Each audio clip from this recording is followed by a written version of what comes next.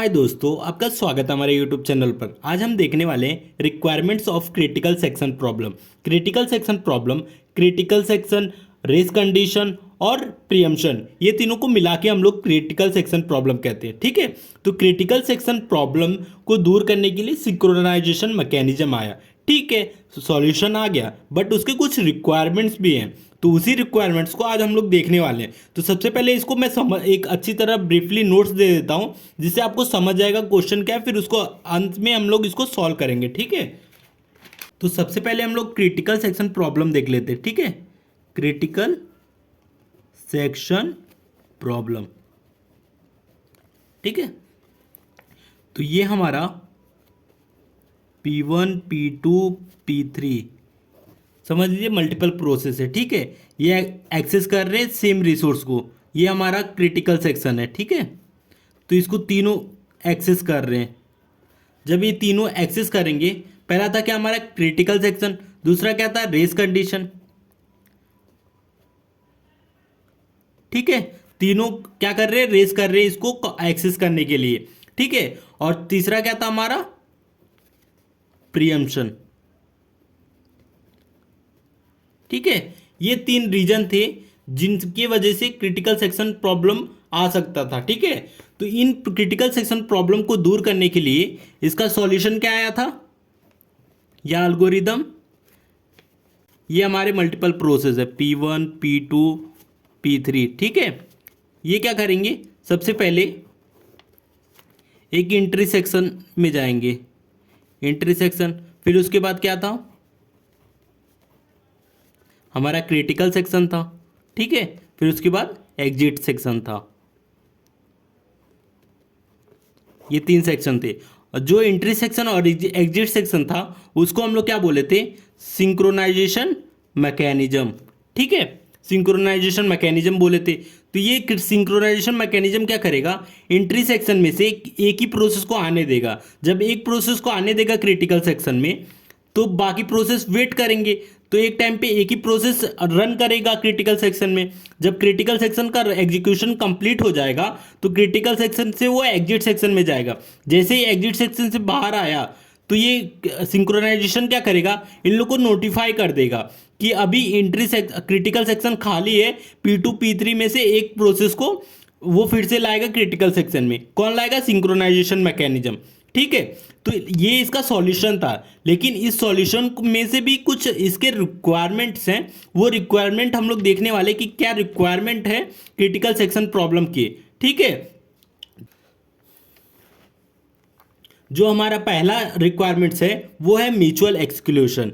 Mutual exclusion क्या बोलता है, no two process should be present in a critical section together at the same time. मतलब क्रिटिकल सेक्शन में एक टाइम पे एक ही प्रोसेस होगा, मल्टीपल प्रोसेस नहीं होंगे। ठीक है, mutual exclusion ensure that there is no process problem race condition among the process. Mutual exclusion क्या इंश्योर करता है कि प्रोसेस में रेस कंडीशन नहीं होगा। तो एक बार हम लोग देख लेते हैं।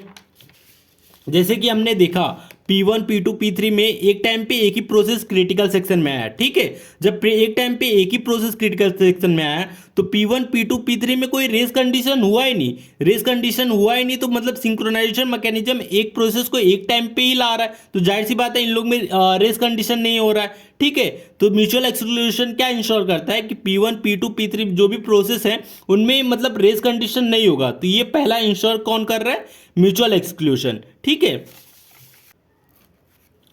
अब हमारा दूसरा प्रोग्रेस रिक्वायरमेंट है। ठीक है, तो प्रोग्रेस रिक्वायरमेंट क्या है, no process who was not interested in critical section has got right to block to other process who was interested in critical section. ये क्या बोल रहा है, जैसे P1 P2 P3 ये तीन प्रोसेस है। P1 इंटरेस्टेड नहीं है क्रिटिकल सेक्शन में, मतलब ये नॉट क्रिटिकल सेक्शन में है। ठीक है, नॉट इंटरेस्टेड है। और P2 P3 ये इंटरेस्टेड है। तो P2 P3 ये इंटरेस्टेड है, तो ये क्रिटिकल सेक्शन में जाएंगे, लेकिन P1 नहीं जाएगा। तो P1 के पास कोई अधिकार नहीं है कि P2 और P3 को रोक सके। ठीक है, क्योंकि ये नॉन क्रिटिकल सेक्शन में, तो ये ब्लॉक P2 और P3 को नहीं कर सकता। ठीक है, तो यही चीज पॉइंट है कि P1 के पास कोई अधिकार नहीं है P2 और P3 को ब्लॉक करने का। ठीक है, no process who was not interested in critical section has got right to block to other process who was interested in critical section. ठीक है। अब तीसरा हम लोग देख लेते हैं, यह हमारा तीसरा रिक्वायरमेंट है, ठीक है, bounded waiting. No process should have to wait for ever enter into the critical section. ठीक है, ये क्या बोल रहा है, जैसे कि P1, P2, P3 तीन प्रोसेस हैं, ठीक है। तीनों में से एक को सिंक्रोनाइजेशन क्या लाया, सिंक्रोनाइजेशन मैकेनिज्म, ठीक है। ये सिंक्रोनाइजेशन मैकेनिज्म क्या किया, एंट्री सेक्शन में P1 को लाया क्रिटिकल सेक्शन में रन करने के लिए, ठीक है। P1 प्रोसेस क्रिटिकल सेक्शन में रन किया, फिर उसके बाद एग्जिट होने के बाद फिर वापस से इसको समझ लीजिए, वापस इसको क्रिटिकल सेक्शन में एग्जिट मतलब एग्जीक्यूट करना है। तो ये क्या फिर से एग्जिट करेगा, जब फिर से एग्जिट करेगा मतलब सॉरी फिर से एग्जीक्यूट करेगा तो P2 P3 क्या करेंगे, स्टारवेशन फेस करेंगे। स्टारवेशन का मतलब होता है वो लोग मतलब खाली बैठे रहेंगे, ठीक है। अगर अगर ये बार बार क्रिटिकल सेक्शन को अलाउ करेगा मतलब एग्जीक्यूट के लिए, तो जाहिर सी बात है P2 P3 खाली बैठेंगे, मतलब स्टारवेशन होगा इन लोग में। तो इस प्रॉब्लम को दूर करने के लिए बाउंडेड वेटिंग आया। बाउंडेड वेटिंग क्या किया, अगर कोई प्रोसेस एक बार रन कर चुका है तो उसके पास एक बाउंडेड लगा दिया है, मतलब उसके पास एक रोक लगा दिया है कि तू भाई रुक जा, अभी दो प्रोसेस है, उन लोग का फिनिश होने के बाद तू तीसरा वापस से आएगा, ठीक है।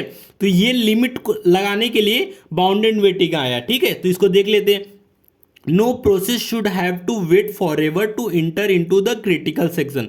कोई भी प्रोसेस हमेशा के लिए क्रिटिकल सेक्शन में रन नहीं कर सकता, ठीक है।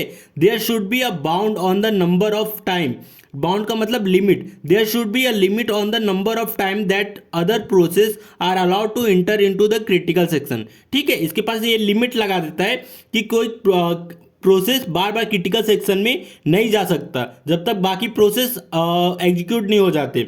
अगर मान लीजिए P2 अकेला P1 प्रोसेस है तो ये जा सकता है, लेकिन अभी P2 P3 भी है तो ये नहीं, इसके ऊपर लिमिट लग जाएगा। और कौन लगाएगा, बाउंडेड वेटिंग, ठीक है। ये तीन हमारे पास रिक्वायरमेंट थे। जो हमारा म्यूचुअल एक्सक्लूशन था, इससे क्या प्रॉब्लम आ सकती है, जैसे कि आपको पता है म्यूचुअल एक्सक्लूशन में हमारा एक टाइम पे एक ही प्रोसेस आ जाएगा, तो इससे क्या होगा, इनकंसिस्टेंसी और डेटा लॉस नहीं होगा। म्यूचुअल एक्सक्लूशन की वजह से क्या नहीं होगा, इनकंसिस्टेंसी और डेटा लॉस नहीं होगा। ये हमारा पहला फायदा है, ठीक है, म्यूचुअल एक्सक्लूशन का। प्रोग्रेस से क्या फायदा रहेगा, जैसे कि आपको पता है कि P1 के पास कोई राइट नहीं है P2 P3 को ब्लॉक करने का, ठीक है। तो ये क्या करेगा, इससे क्या होगा, अगर P1 अगर वेट करने के लिए इसके मतलब इसके ब्लॉक कर देता है P2 P3 को, तो ये क्या करेंगे, इनफाइनाइट समय के लिए ये लोग ब्लॉक हो जाएंगे, मतलब रन नहीं कर पाएंगे। तो इस पे क्या लग जाएगा, इन लोग पे स्टारवेशन आ सकता है। देख सकते हैं P1 अगर P2 P3 को ब्लॉक कर दिया तो इससे क्या आ सकता है, स्टारवेशन का खतरा आ सकता है, ठीक है। और बाउंडेड वेटिंग से क्या हो सकता है, अगर बाउंडेड वेटिंग में आपको तो मैंने बता ही दिया, इससे भी स्टारवेशन आ सकता है। अगर P1 प्रोसेस बार बार रन करेगा तो P2 P3 पे भी स्टारवेशन आएगा, ठीक है। तो ये हमारे कुछ रिक्वायरमेंट्स ऑफ क्रिटिकल सेक्शन थे। तो वीडियो अच्छा लगा तो प्लीज़ वीडियो को लाइक और हमारे चैनल को सब्सक्राइब करें।